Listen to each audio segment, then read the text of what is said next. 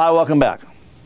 If I've seen it once, I've seen it 1,000 times, where the pastor or the Sunday school superintendent comes to some poor would-be teacher, hands them a stack of curricula and maybe a Bible or a handbook and says, "Thanks for agreeing to teach.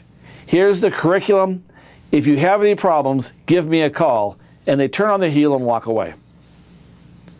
That is a recipe for failure. And it happens in our churches all the time. In fact, it's probably happening to you. Because probably, if you've been called as a pastor, your job description is so watered down or so bullet point list that there's no real chance of success. When that kind of leadership practice happens, the person that we are responsible for, they get no direction, they get no support, they have no job description, typically to speak of whatsoever, and there are no expectations whatsoever other than teach the class, which isn't very helpful. The problem with that kind of delegated leadership is that in America, we rarely reach out if we encounter a problem. It's a sign of weakness. It's a sign of failure if we have to reach out and say, "Hey, I'm having troubles, can you help me?" And failure is demotivating, which is one of the reasons it is so darn difficult to get and keep teachers or leaders in any way, shape, or form for that matter. All that's to say, if you're going to succeed as a leader, you're going to have to ensure that your followers succeed as well. You do that by understanding where the responsibility ultimately lies, setting very clear expectations, granting the authority so that whoever you're asking to do the job can do the job fully and effectively, and you hold them accountable. So let's talk about those four things real quick. Ultimate responsibility. Who is ultimately responsible for the success of the middle school Sunday school class? If you answered the senior pastor, you were right. Who is ultimately responsible for achieving the budget? If you answered the senior pastor, you're exactly right. Who is ultimately responsible for how many people join the church and are baptized? Senior pastor. How about whether the bathrooms get cleaned? Senior pastor. Bottom line, folks, is as lead pastor, senior pastor is ultimately responsible for everything that happens in the church.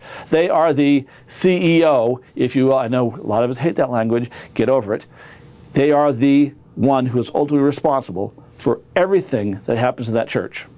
Now, do we have the authority? That's a different topic, and we'll talk about that in a few moments.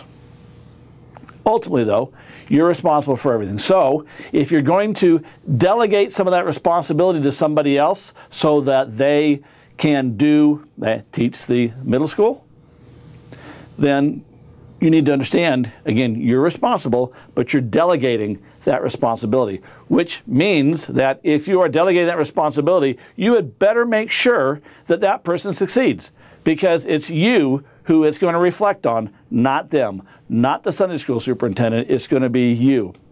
So if you're going to delegate that responsibility, then the first thing you need to do is set exceptionally clear expectations. Every position in your church, from teacher to janitor to whomever, should have an effective job description. Now, a job description in most ministry areas is not a bullet point list, even though that's what they normally look like. It normally looks like teach the class, be there early, leave late, da-da-da-da-da-da-da. And there's a bullet point list. And what that does is encourages mediocrity. It encourages just doing the minimum I have to do to get by. A good job description is a mission statement. The mission of the middle school educator is to make effective disciples of the students. And remember that effective disciples make disciples, and so there's an expectation underlying that job description that that class is going to grow. But we're going to add some clear expectations, so we'll cover that anyway. So the job description is a mission statement for the position. What is it you are charged with? What is it you're trying to get? And so, of course, with any mission statement comes a vision statement. What is it that this position is trying to achieve? So again, coming back to our middle school group, the vision of this is to make disciples who are making disciples and whose lives are becoming increasingly involved in the faith. Now, how do you measure that? Well, maybe they're reading their Bibles more, they're praying more, they're doing service in Jesus' name more, they're encouraging one another in the faith more, they're sharing their faith more.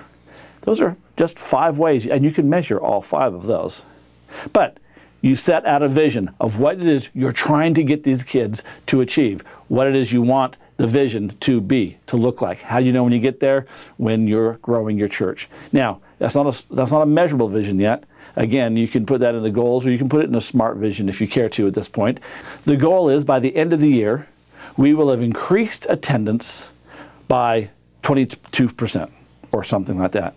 And that the students will be engaged in independent, ongoing Bible study.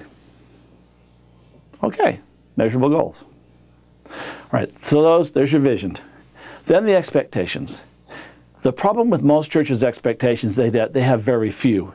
You know, if you'll teach the class, all you got to do is show up. Or if you'll be on this committee, you know, you only have to meet 2 or 3 times. Well, okay. If you're going to sit on a committee, if you're going to be a teacher, etc., then there ought to be an expectation that you'll show up for meetings. That ought to be written in the expectations. That there are 12 meetings this year for the stewardship committee. We expect you to be at all 12. And if you can't be, that you will get the minutes independently, ask for and receive the minutes, review them so that you know what's going on. Expectation 2. That if you take on an additional task in the stewardship committee, that you will accomplish it. If you don't write them down, if you don't set them out, they're not clear expectations, they're presumed expectations. Make them clear so no one has any question whatsoever.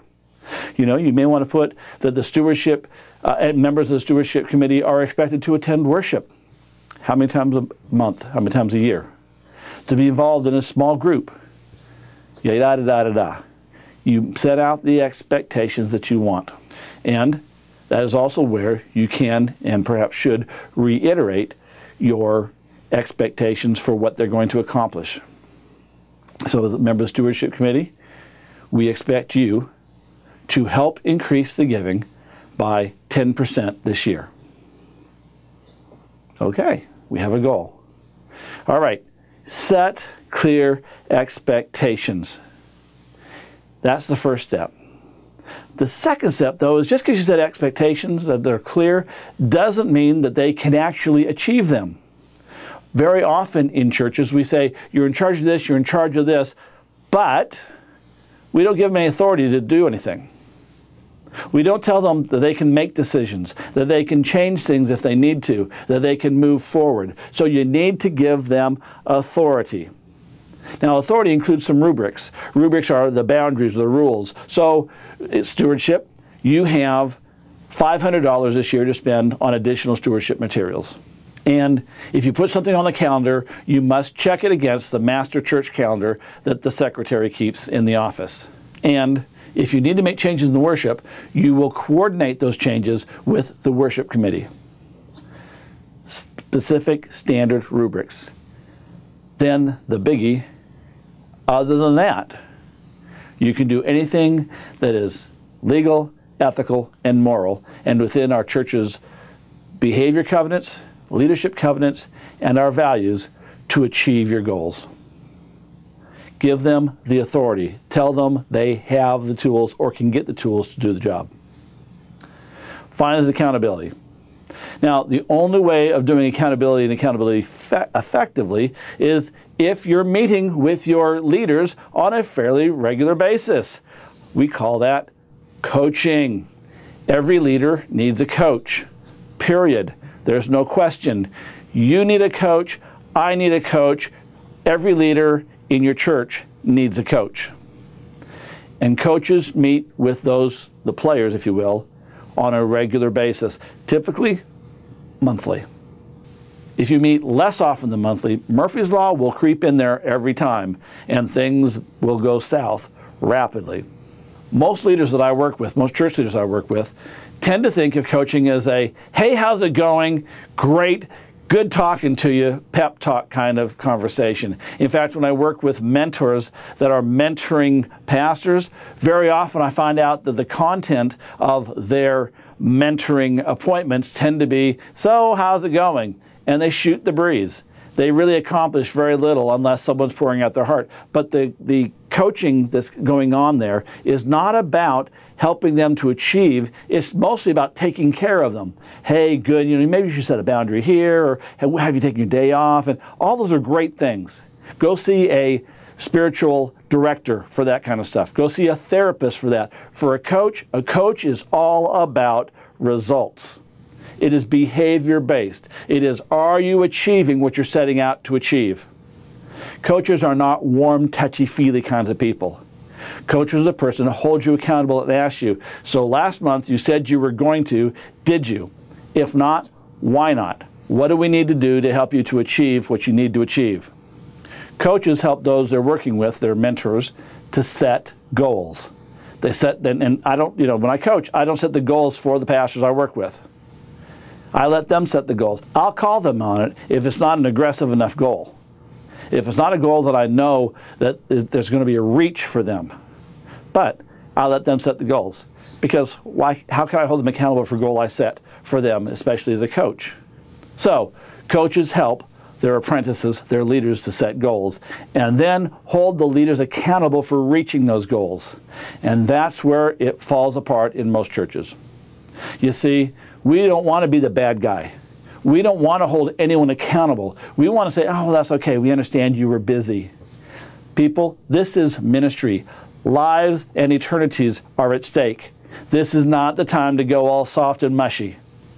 If they can't do the job, pass them on to a spiritual counselor and relieve them of their responsibilities. Joan, perhaps, in this time of life, you seem to be really, really busy.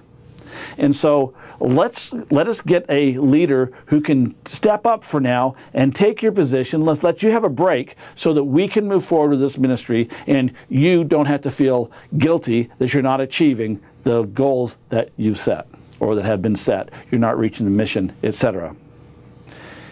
That's accountability for when things aren't getting accomplished. That little scenario is exactly what needs to happen with every leader in your church. Whoever is in charge of the finances, if you have a financial pastor and an executive pastor, and they're meeting with the stewardship chair one-on-one, they should be asking, so we want to get a 10% increase in revenues this year and the income, so how are we doing? What are you doing to achieve that? How have you made progress? Not what have you cut. How have you made progress in the ultimate vision? That works for Sunday school teachers who are trying to grow their class.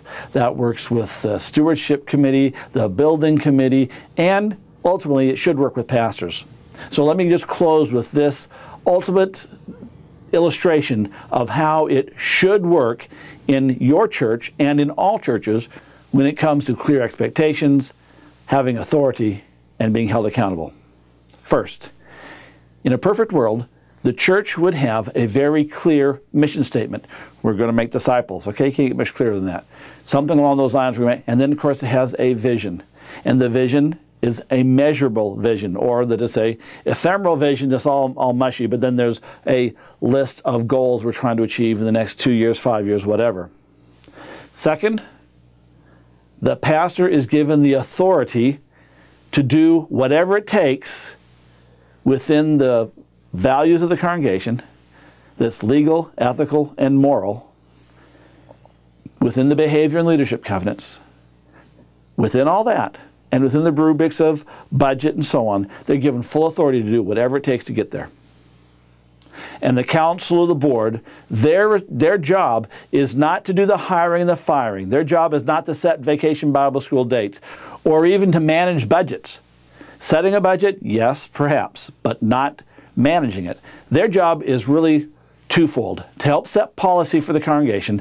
Their primary responsibility is to hold the pastor accountable for mission alignment, that the congregation and every program is aligned with the mission, and vision attainment, that the pastor is leading the congregation forward towards that vision. If that's the case, then the council and the board, whatever, steps back and lets them do their job. That's in a perfect world. That's how it ought to be. That's how it is in effective, growing churches. We're wrapping it all up. We've only got one more week. I'll see you next week.